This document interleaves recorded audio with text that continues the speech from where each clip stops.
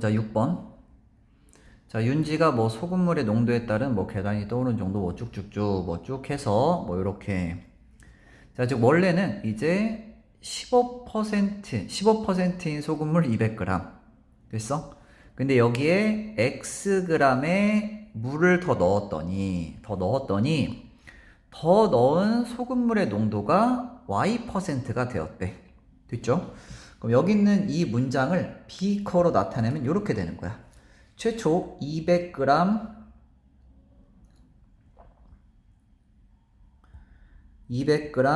소금물의 농도 15%인 애가 최초 있었고, 됐지? 여기다가 뭐를 더 집어 넣은 거야? 물을 더 집어 넣은 거야. 물만, 알았지? 물만. 물 뭐? Xg. 이렇게 했더니 어떻게 됐대? 농도가 Y%가 됐대. 이렇게 됐어? 그럼 이제 질량 보존의 법칙에 의해서 200g에다가 Xg 더하니까 당연히 최종 결과물은 200 더하기 Xg이 되겠지. 잠깐만, 잘 보니까 좀 옆으로. 요렇게 됐어? 오케이. 자, 뭐 여기 쭉쭉쭉 하라 했는데 그냥 할까? 1번씩? 1번부터? 오케이, 할게 그냥. 자, 15%인 소금물 200g에 들어있는 소금의 양. 그러니까 이 비커 안에 들어있는 소금의 양 구하래. 근데 내가 소금 녹아있다고 생각하면 별로 안 좋다 했지?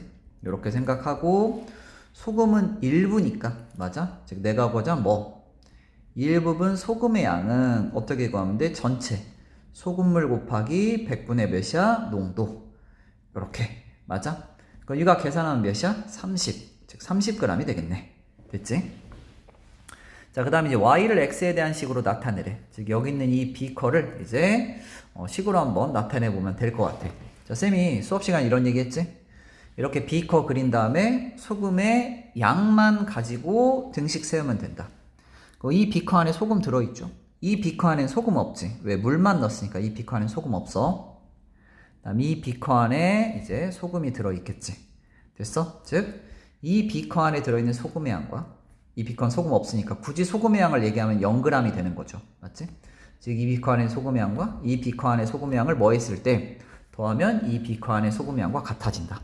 그럼 소금의 양은 소금물 곱하기 100분의 농도 더하기 이 비커 안에 소금의 양은 0이니까 그냥 0은 쓸게. 그냥 안 써도 되는데 이렇게. 그리고 이제 이렇게 소금물 곱하기 100분의 몇이야? 농도 100분의 몇이야? Y. 이렇게 됐죠? 양변에 몇 곱할까? 양변에 x 100 곱할게. 알았지? 이렇게 100. 그럼 100 곱하니까 어떻게 돼? 그냥 전개를 할까? 그냥 전개할게. 그냥 이거 계산하면 어떻게 돼? 그럼 아까 30 됐죠?